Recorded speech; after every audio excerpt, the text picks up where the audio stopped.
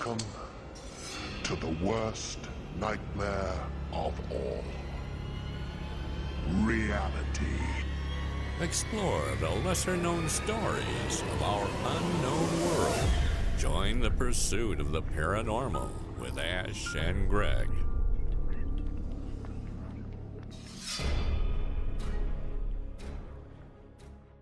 Hey everyone, I'm Greg. I'm Ash. We're Pursuit of the Paranormal, which you'll probably know because you're listening to our podcast. But there are several ways that you could support the show. You can visit our merchandise store, where we've got loads of clothing and other bits and bobs there for you. And we also have launched our Buy Me a Coffee campaign. Tell me a little bit more about that, Ash. Yes, you can support the show with a one-off donation, or you can also join our membership scheme, which gives you different benefits, including shout-outs on the show, discount on the merchandise store, early access to episodes, bonus episodes, all of these different levels of membership. It just helps us carry on doing what we're doing. So you can visit all these places and more at our linktree.com/Pursuit of the Paranormal. Hey Ash, how's it going? Not too bad. How are you, Greg? Yeah, I'm good, thank you. I'm good. It's after one pandemic, something else starts happening. Oh yeah. Which we won't go into, but yeah, it's a never-ending cycle of woe at the moment, isn't it? So, no, I'm all good. How's things with you? Yeah, not too bad. Like I say, just as we're talking, it's sort of like Putin talking about nuclear alerts and all this stuff. I've just been listening to that. Yeah. Yeah, we'll see. Yeah. Hopefully, by the time this goes out, it'll all be died off a bit. But hopefully, it might never go out. Yeah, it might never go out. Very true. Always be optimistic. We'll cover that in the next episode. So this week's episode, we have split into two. Yeah. So we're going to be releasing part 1 now, and part 2 later on. In 2 days. In 2 days, yeah. So if you're listening to part 2, this is the one you should be listening to first, which we'll tell you on part 2 as well. And if you're listening to this on part 1, part 2 will be coming out. So the reason for that is, well, we had a conversation with this guy, and it went over a normal sort of hour-long episode. By quite a bit.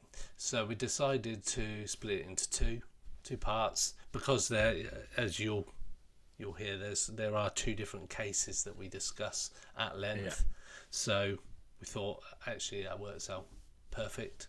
But you won't have to wait a whole week for the episode. We're going to put them both out the same week.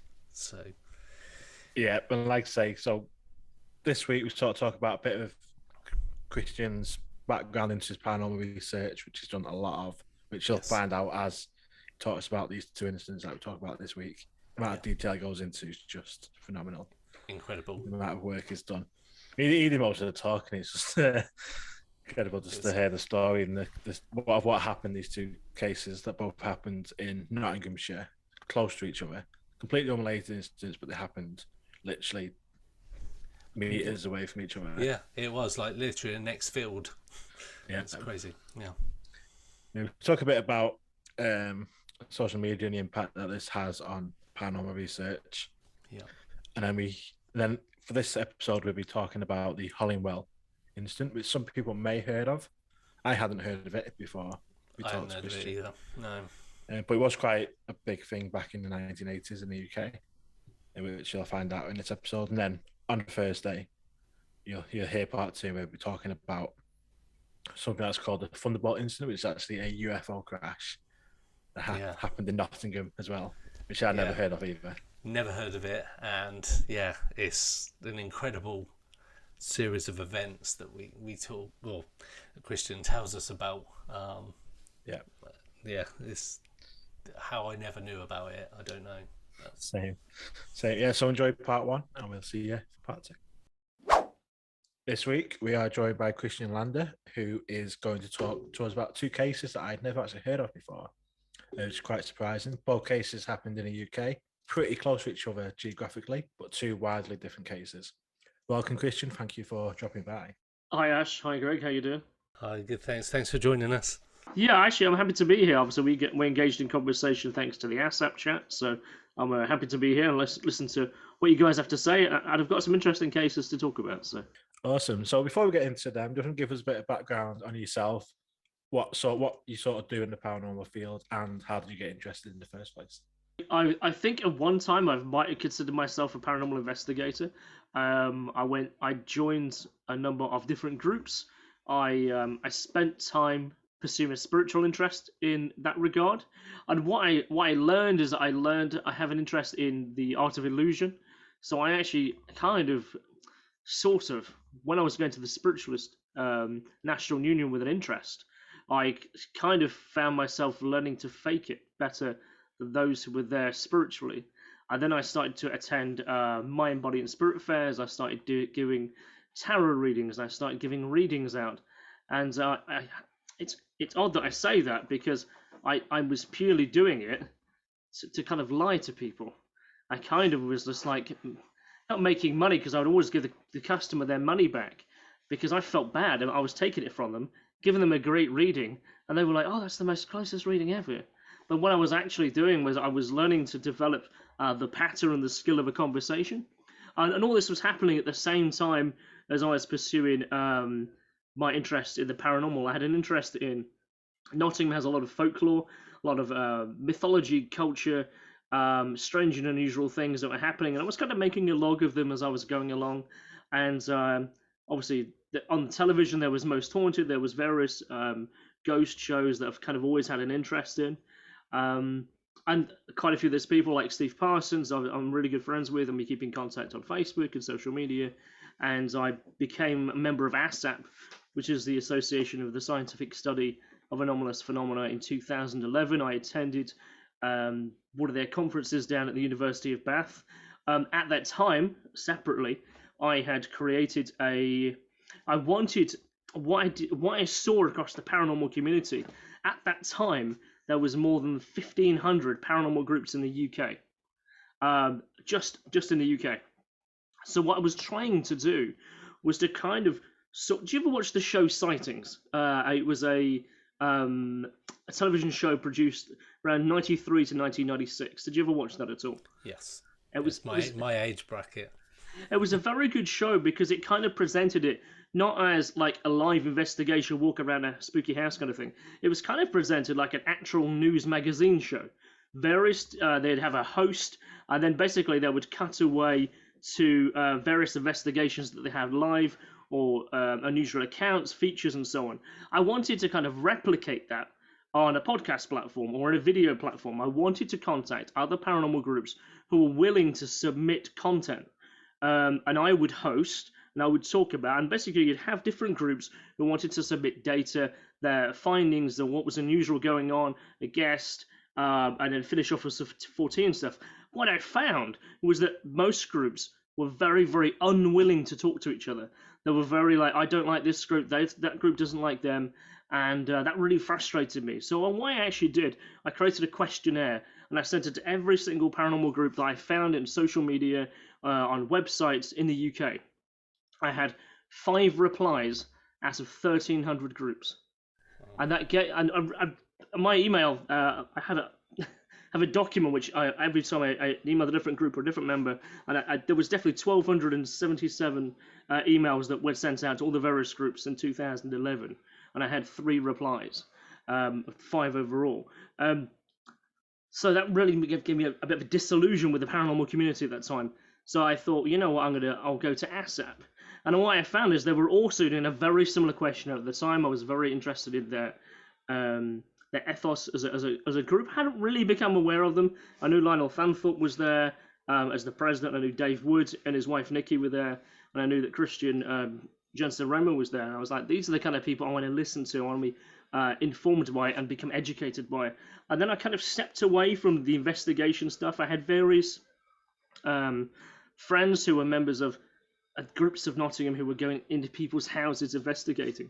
And what really challenged me was the ethics side. I saw people going into houses, and I went with them, and I saw there was one particular time. I'm probably jumping ahead of this because I kind of want to run through this spiel really quickly. I went into a house, and I was stood in the kid's bedroom, and the woman who was the owner of the house who said she had poltergeist activity happening there. I was with 3 other people, and we're in various points of the house. I was like, there's something wrong with this woman. And if we go into this house, as we have, what are we opening up? What are we opening ourselves up for in terms of accusation if this woman is not happy with what we say? She could say anything against anyone. So from that point, I was like, and not that I didn't trust her, I didn't know her, but she could say anything. She was one of those kind of women who were a bit eccentric, a little bit odd. And I was like, shit, what are we exposing ourselves into walking into a place where I'm in a kid's bedroom? Or I'm in the master bedroom. What if something goes missing? What if his sling is stolen? What if she makes that accusation? And I was like, what the fuck are investigators doing in this place? So from 2011, I stepped away from being an investigator, and now I just consider myself to be someone who has a paranormal interest. I've wrote about 140 articles across various topics of the supernatural, the strange and unusual, the weird, the Fortean, and I've kind of just dipped my foot in enough to have conversations with the most interesting of people, and I kind of keep myself apprised of lots of the new things that are coming forward out of the SPR, out of ASAP, out of the debrief in the US, kind of the UFO topic too, but generally I don't get involved in a hands-on point anymore because I kind of want the bigger perspective now. I know that's probably thrown a lot at you guys very quickly, but that's kind of where I am now. Well, yeah, thank you for that. It's interesting, the background that you've got there. So thanks for letting us know. I think that would be a good basis for a lot of the people that listen to the podcast. They will have heard of like SPR and all those associations. Yeah. So I think that gives a good grounding on your background. So appreciate that. Oh, thank you, man. Thank you. I mean, I've got. I kind of grew up when I was a kid. Of course, I had the Osborne Book of Ghosts. I had my mother read like Charles Bullitz's Bermuda Triangle. There was a book from called Mystic Places, published by Reader's Digest. And I can remember going into school with this massive Reader's Digest book, talking about all these like just mysterious places around the world, and like it's far above anyone else's. Everyone's trying to read like through children's books, and it's me with a Reader's Digest book, and I was just absorbing this information, and that kind of like put me on the track of the weird and the wonderful, really, from a youngest age. Did you used to watch Arthur C. Clarke's World of Strange Mysteries? I didn't watch it when it came out. I watched it much later, probably around 2013. And I stole it off YouTube as a whole group of episodes. Yeah, that's the program that first I sort of went to when I was younger, because I remember when it first came out. But do you not think it's really interesting that kind of format is missing from today's paranormal television show? Yeah, what we need is like Tomorrow's World. Did you ever watch Tomorrow's World? Hell yeah, that was one of the best shows ever. So Tomorrow's World in like a paranormal format, very much like The Sightings, Arthur C. Clarke, that more of a documentary kind of thing, because at the moment, like you say, you've got all these you've got all the paranormal groups around the UK, and I'm aware on social media that these paranormal groups, if you go against what they say or don't like or challenge the evidence that they're giving, or challenge their methods, or challenge what they're even presenting as evidence, it gets you banned from the page. I've been banned from many pages and groups purely for the fact that I've said, actually, it could be this. That anomaly on your Ring camera at night is someone's breath, or it's just the way night vision cameras work. Low sort of highly pixelated. Well, yeah, when you think about what that is, it's just throwing out red lights. So anything that is an instant flash, you can't tell the distance from the camera. Oh, exactly. Yeah, and it is interesting when you say, well, it's pareidolia, or you demonstrate something, you can recreate it in some fashion, even if it's not what actually happened. If you could recreate it in a certain way, you have to go, well, actually, was this how it was made in the first place? And then it's not that you want to throw doubt on them. It's like, well, you have to raise the objective point.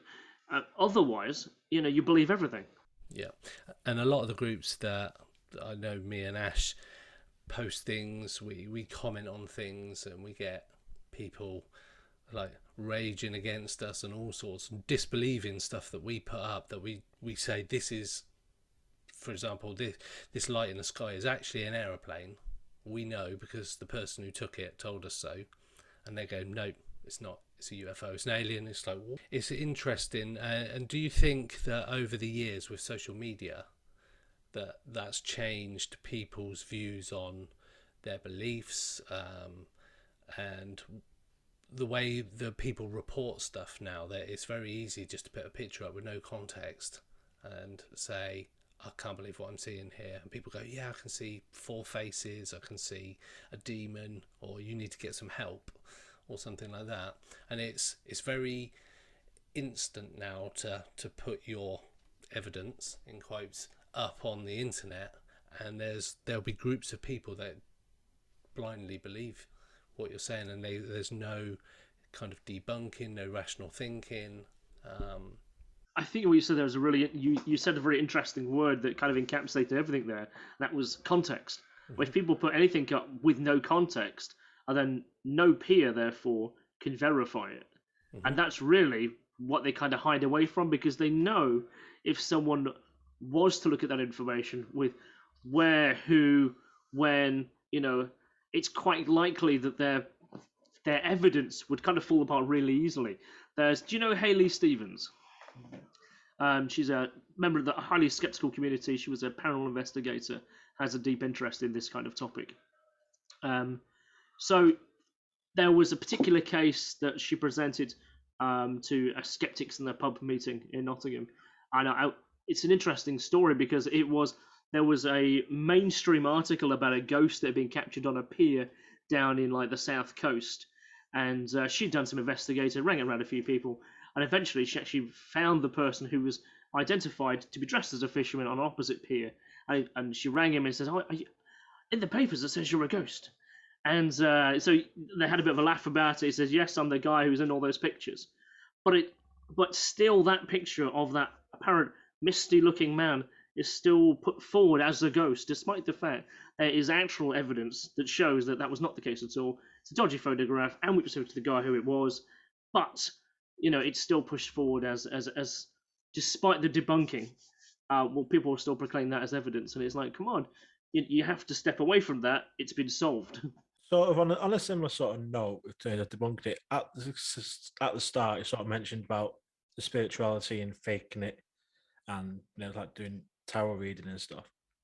So with you sort of experiencing the faking side of it, what do you feel towards people that are mediums or do this as they claim it to be genuine? It's a really interesting thing, because there's a lot of people who claim to be genuine, and also I met a lot of people who appear to be trying to discover themselves. They're trying to find who they are in the world, and they find that through spirituality. It might be that they find a group of like-minded people because they have a similar interest, and it might be that they're curious about the other side. It might be that they just want people who are a bit more like, what's out there? What's going on in the world? Is there ghosts? Can I speak to my auntie? But at the same time, there are those people in those circles who gravitate, and I hate to use the word show business, they become very showmanship. So they learn to go from being in a sitting group, and they will elevate themselves, probably quite naturally, or they develop those skills to become what's called, they will stand on stage and give the reading. And what that will mean is that often those people who are on stage would go from location to different churches. I say churches because the SNU, the Spiritualist National Union in the UK, is they use church as their name of their groups that they go to. So there's various spiritualist churches around the country. So those mediums who now become showmen, should we say, show women, have to be gender neutral these days, they could go and get paid to attend each church session. And then therefore the people who are paying the £5 or £3 or whatever it is to come to this group, they're kind of giving a percentage of that to that medium. And they realize that there's a money-making way. There's perhaps a way they could step away from their day-to-day job, working in retail as many of us do, or the horrible jobs that we don't particularly like, and actually they could pursue a spiritual interest in a topic that they really like, and it could fund their life. So I think that's where a lot of people want to get to, and they see people who are very successful. They will sell their own stuff, they will sell their books, they will sell their merchandise, they will sell their crystals, and be very successful and make enough money that is their life. So I think there's a lot of people who they want to steer their life to become that way. But I think a lot of those people also, they're just trying to pursue their own spiritual interests. Fair enough. So let's kind of move on to the two cases that we're going to talk about. So we've got the Hollinwell case, or the Hollinwell Incident. That's right. And the Thunderbolt Incident. Okay, so the reason they're really interesting is because they happened in the same geographical area. So that's an area that's not too far away from me. I live in the, if you can imagine how Nottingham looks, it kind of comes to a bit at the top, a bit like a pine cone kind of shape. And Kirkby and Ashfield is about 10 miles north of that, between Nottingham City and Mansfield. It's about halfway in between. It's a mining town. There's not that much there. I went there just a few days ago. It's very much different types of housing, very mining houses. There's a couple of council estates, there's some private houses, one strip of shops, and that's your lot. There's some industrial estates on the outside. So not really too much going on, but it sustains itself. There's enough. The jobs, there's a lot of stuff in the area where people can travel to for work. So it kind of sustains itself. So the two incidents that happened, they are completely separate.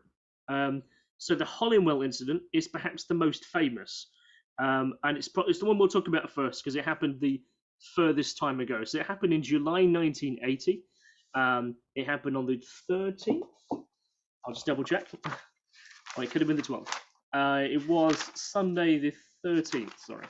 So in this case, the reason why it's famous, and there's plenty of videos on YouTube that will cover this, and it always pops up as being it's a mystery that's unsolved, and that generally it pops up. Mysterious cases that have no ending or no explanation.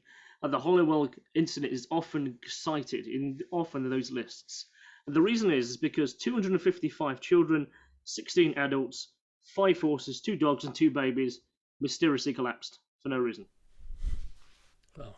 And the reason why this came kind of under my radar, despite the fact this is as close as it is, I was interviewing a lady called Hazel for the Thunderbolt incident case, which she witnessed. She then tells me in her interview, I was one of the children at the Hollywell incident and I collapsed. And I was like, oh, have you ever heard about fall down field? So this is the reason why I know about both. The problem is that I found is that both cases were the only information online is very scant. With the Hollywell incident, there's a lot more just because it received major mainstream press at the time. So by the 14th, which is the Monday, the press has started running stories of poison cloud KOs children, 300 children collapsed mysteriously. There was lots of claims there was a government cover-up going on at the time. Was it aliens? Was it underground toxic waste? That was very much the fear at the time. And there was lots of different theories to why these children collapsed. And it's kind of just sat there in the background going, I really ought to look at this properly. And I didn't, not really. But then I was like, okay. I spoke to Hazel and she says, you need to go and look at this properly. So I thought, where can I go and find out this? So I went on the Kirkby and Ashfield Facebook page. There's various community groups for each city in the UK. And I posted on there very nicely, hey, it's been about 40 years. Does anyone have any memories of this? Is there anyone who has any health effects that have continued on from the original case? Does anyone have any commentary they want to add? Did anyone have any? Were you a parent? Were you a child at that time? And the general response in all those posts was, stop asking.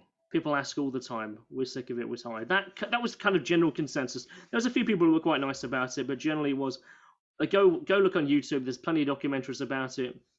Go look at the Inside Out documentary about the BBC. We're done. We don't want to talk about it anymore. And I was like, that's really a bit odd. So what did happen that day, and I thought, well, the only way I'm actually going to find out is I contacted the Ashfield District Council and I contacted Nottinghamshire Council for the official report, because I kept seeing there's an official report that no one was happy with the conclusion of, and I was like, I just need to get hold of the report and find out what the conclusion is. So the conclusion is that it was mass hysteria. Nothing happened, and that is why a lot of people are still very pissed locally about the case, because they feel, having now read this, they feel very shortchanged, that they did not get a satisfactory answer as to why 255 kids, adults, dogs, animals and babies collapsed. However, the answer is a bit more clean-cut than you might think. Having now read this document and some of the people who commented after that. So the media went on a full frenzy, as they always do. And I think the local government and the local police and the fire service were under a lot of pressure to get as many answers out as they could.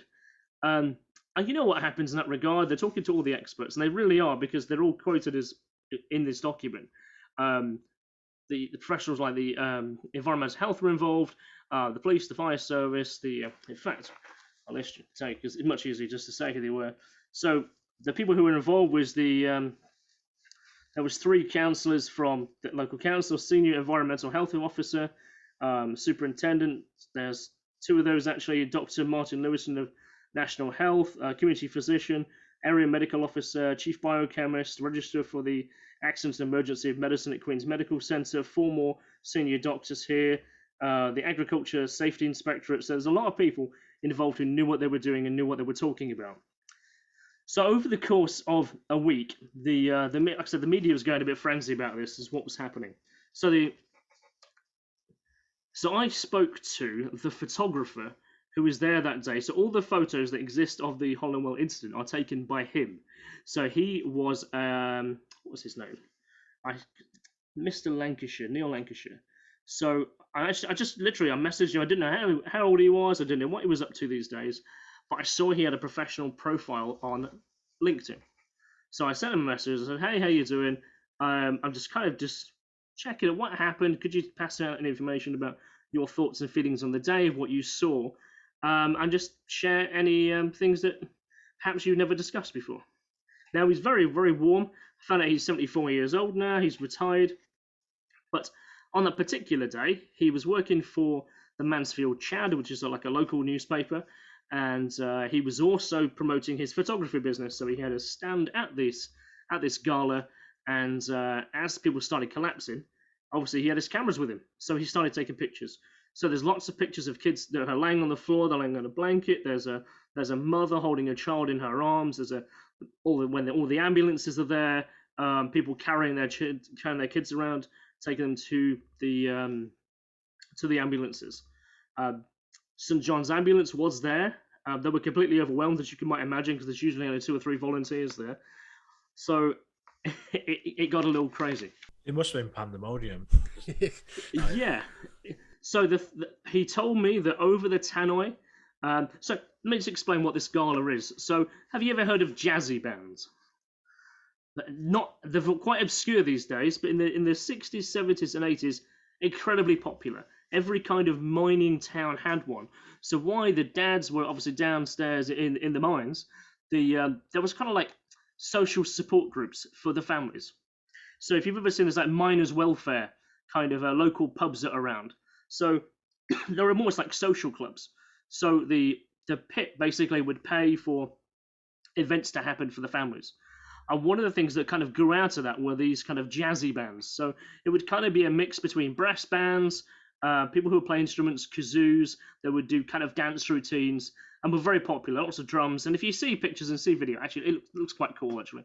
They're wearing like sashes, there are lots of colours, lots of bright headgear, and they would kind of do military-style marches, make lots of noise. Very cool.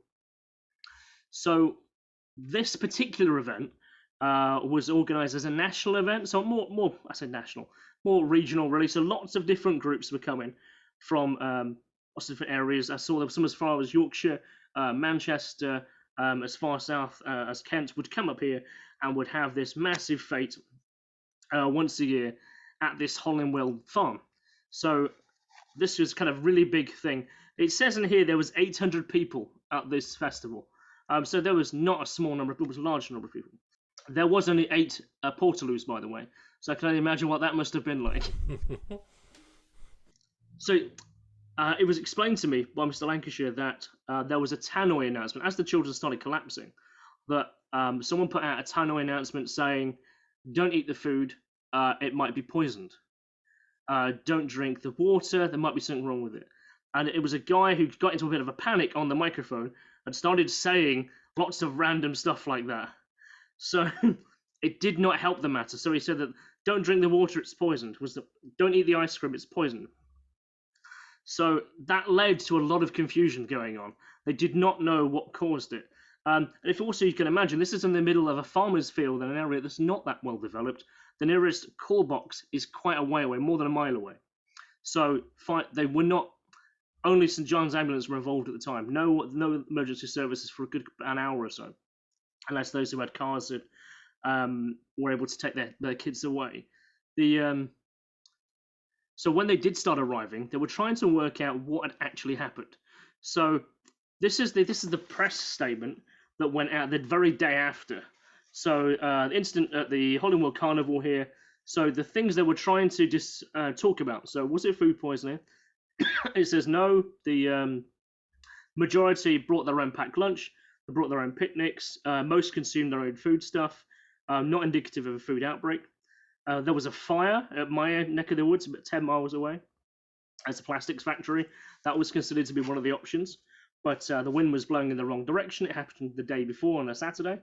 There was thought that the water supply might have been contaminated, but the Severn Trent water ran chemical and bacteriological tests. Both came back negative, so that was kind of ruled out as a reason. Pesticide sprays was one of the question in here. Is that the Police and National Health and Safety Executive Agriculture Inspector have found no evidence of spraying in the immediate area. It says here, soil analysis was taken, if local vegetation samples were taken, but the results wouldn't be available immediately. They'd take up to 2 weeks.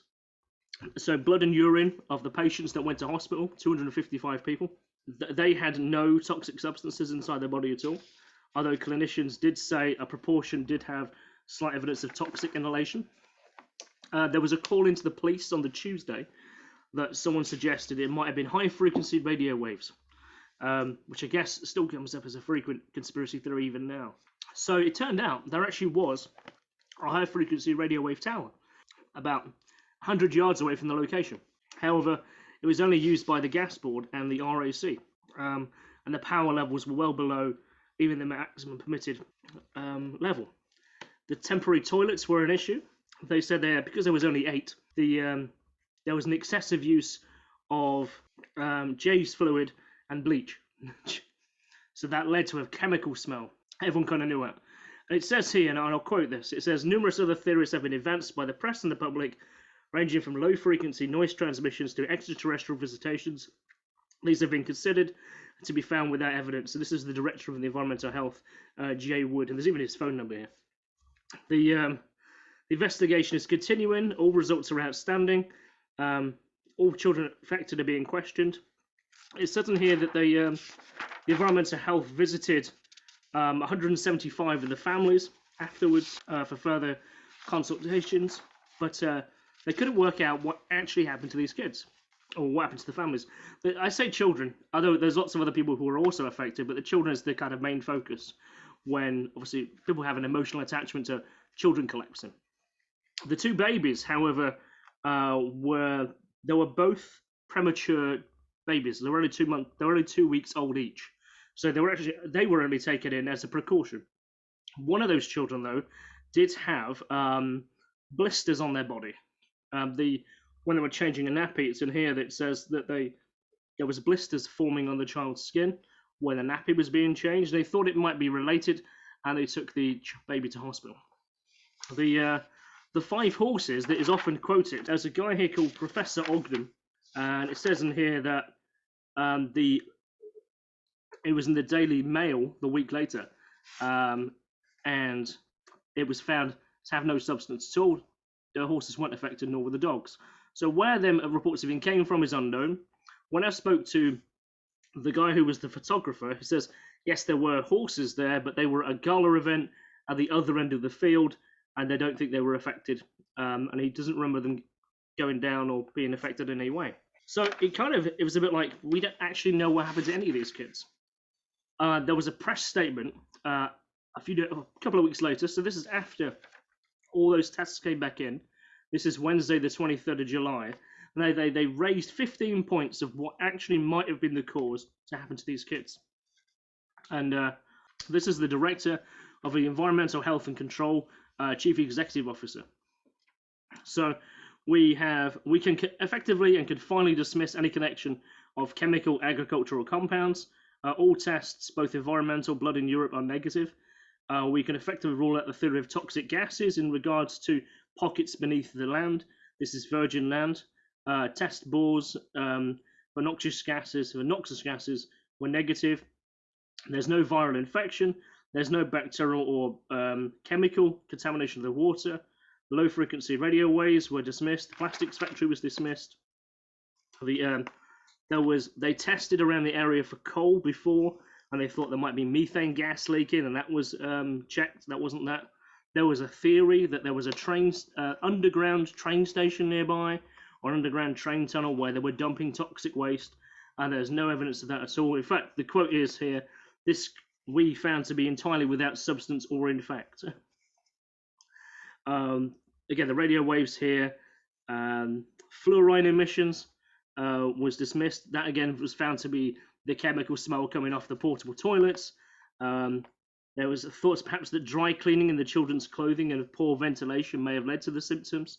We were informed that most children's clothing is hand washed, and this diminishes that possibility. Many other theories are raised again, from bleach to diesel. These have been considered and ruled out.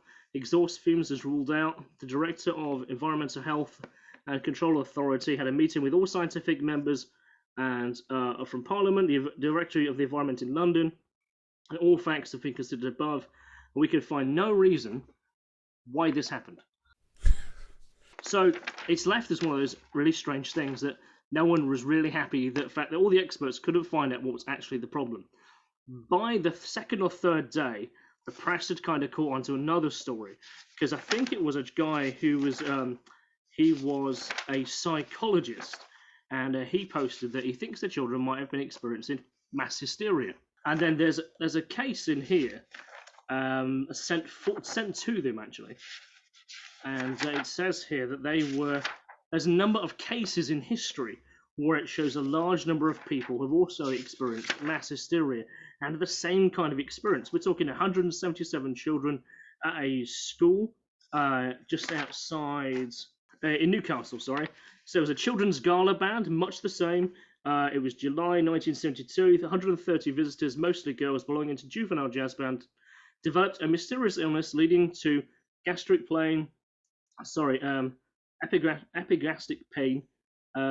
No physical cause for symptoms were discovered, and it was down to a historical reaction. And there's a really good paragraph about this. The same thing also happened at another school.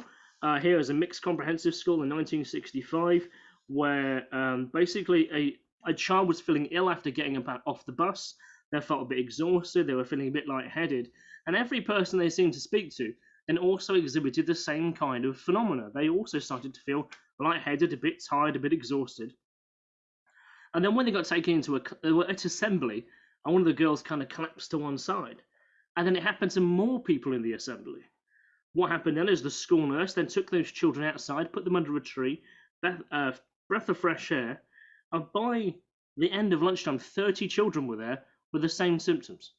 They'd all collapsed, tired, exhausted, nausea, feelings of vomiting here. It says, so we covered them in blankets. There was excessive weeping, complaints of dizziness, pains in the abdomen, weakness of the legs. And there appeared to be, when it mentions the fact that girls who were very emotional there were no boys amongst them. It actually states that here. But as another girl joined them, they would also experience the same phenomena. Even a teacher had the same problem. She went out to see how they were, and also started having the same experience. But then the nurse came along, kind of bold. No, everything's okay. Come back in the school. As she went back in the school, as the children started to dissipate and break up, the symptoms alleviated.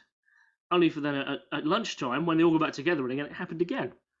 Very strange. So the conclusion in the press was that mass hysteria must have happened this time at the Hollywell Incident, and that appears to be the final conclusion of this report, that mass hysteria, and that's actually 4 examples of that mass hysteria happening in the past. Do you guys know Bob Rickard, who was one of the co-founders of 14 Times? At the time of this incident in 1980, he was taking a lot of press cuttings where they were reporting this, and he perhaps wrote the most extensive reporting at the time of this incident ever. And him and a guy called Dr. Bob Bartholomew, they actually put a book together in regards to mass hysterias that have been happening in schools and in groups from 1566 to the present day. Lots of different accounts, same phenomena happening where children appear to almost emotionally pass on this sensation of dizziness, weakness of the legs, they'll collapse and fall down, and it happens to everyone else. So, still unsolved, although in 2003, the BBC did a documentary called Inside Out, where a doctor from the University of Nottingham, he re-examined the results of this report and had some interesting thoughts. Is that it turns out, although there was chemicals that were used at the time on adjacent fields, they were never thought to be dangerous at all, or any way effective, because the safety levels at the time were very different. However, tridamorph, which is a chemical pesticide, was one of the ingredients that were used at the time, but it was banned in 2000 because it's considered by the World Health Organization to be moderately toxic. But at the time in 1980, it's completely fine and didn't really come up as an issue. So he thought that tridamorph actually causes things like sore throat, coughing, wheeziness, short of breath. And he thought that perhaps the field has had a scattering of that, and as the girls were doing their jazzy band performances and walking around, they were actually kicking this stuff up, and therefore it was coming into their lungs, and they were getting a bit tight-chested. These girls were also wearing really tight-fitting clothes. And there's actually a statement in here by one of the organisers, and it says they were expecting a number of the children to collapse and faint. Well, it's an expected thing to happen.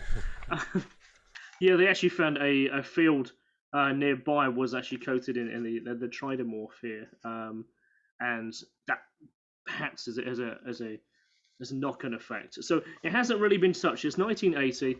There was quite a lot of people who spoke out about they weren't happy with the quality of the report. They believed that there was a cover-up. I don't think there was. I think there was a confusion over the chemical side of things. That appeared to be where a lot of people thought that something had happened and that the government were just trying to pass it off. And I just think at the time, they looked at these 4 chemicals here and they knew there was something wrong with them, but they couldn't identify it because they were all within safety parameter limits. But of course, when they look back at it later, it was a bit like, no, actually, that probably was the reason, or certainly a contributing factor, along with the mass hysteria. Again, the photographer I spoke to, when I spoke to him on the 12th of January, he was like, dude, what he said, 255 kids didn't fall at the same time. We're talking 5 and 6 kids at a time over the course of 3 hours. Very different. Mm-hmm. And clearly, they were being judged by ex-military personnel. They were standing on their own in forced marches, been inspected by ex-military people, and they had been there. He had said from they'd left their houses at 4 or 5 in the morning to get a coach to come all the way up here, and they're already in dress. There's nowhere to change. They were already in costume, tight-fitting clothes. They had hats on that were made of foam and fur. There was no ventilation at all. So he believes, yes, there was dehydration, exhaustion happening, as well as the mass hysteria effect and the chemical kind of coming together.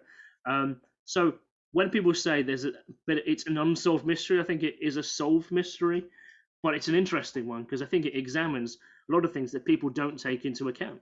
Well, that's a very thorough roundup of the incident. One, like Ash mentioned, I hadn't heard of until just before the chat we're having now.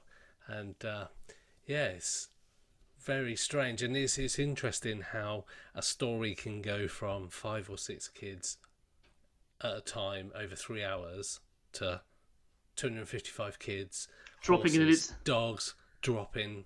yes. And it's definitely I can only imagine what that would be like if that was to happen now. It would be thousands of people have just simultaneously dropped to the floor, and Yeah, and obviously the media adds that spin on it as well. So even in here, there's actually headlines of the time that they've taken a note of, and it's things like 300 kids KO'd by poison cloud. It's just like, so instantly there's a suggestion that that's the kind of thing that's happening. I mean, this report actually is rather substantial. So the 14th of July here, poison cloud riddle of 305 sick children. Daily Star ran with 280 kids in poison riddle.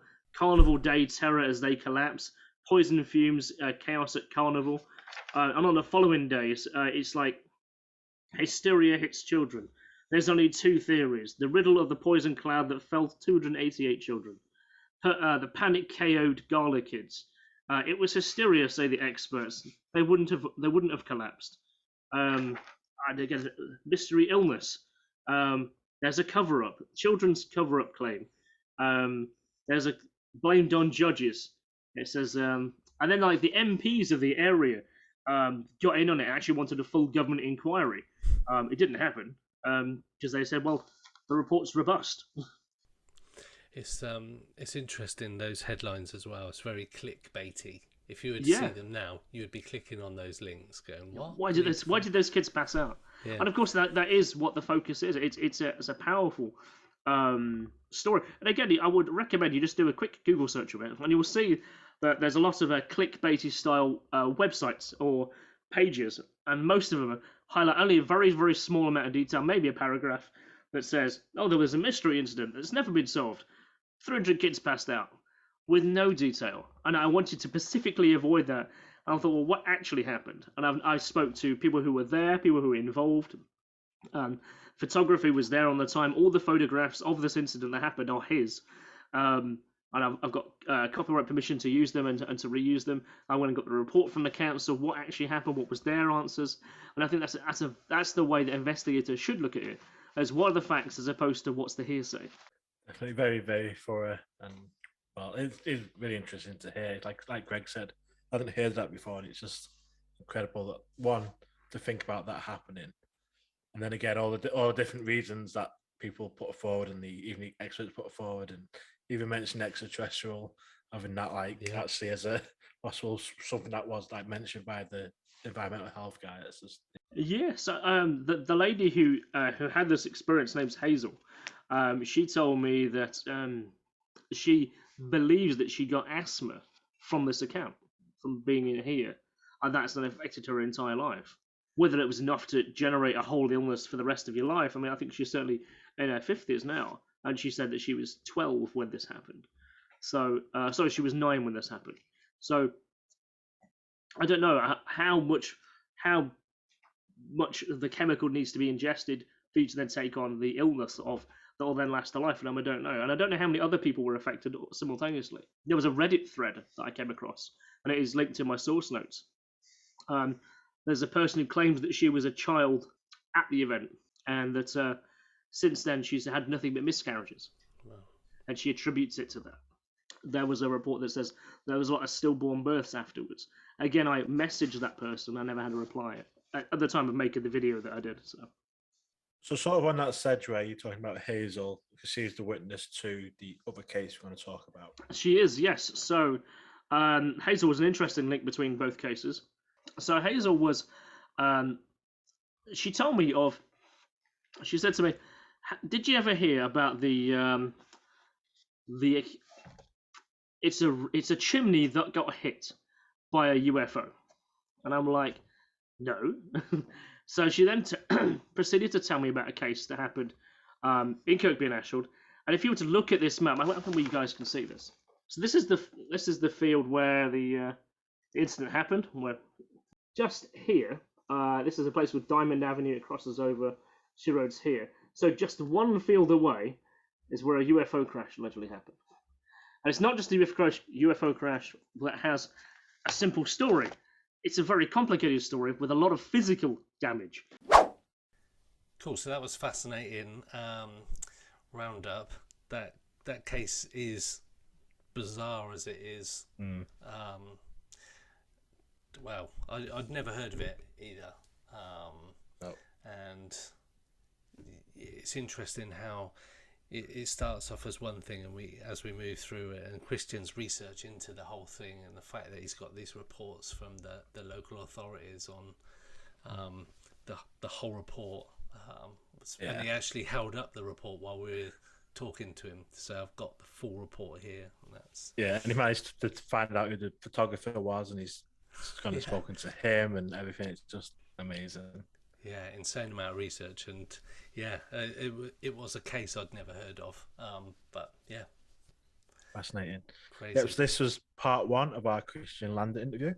Yes. Check us out on our next episode, where we will be heading over to part 2 and the Thunderbolt UFO crash. So see you there. Bye-bye. Pursuit of the Paranormal with Ash and Greg.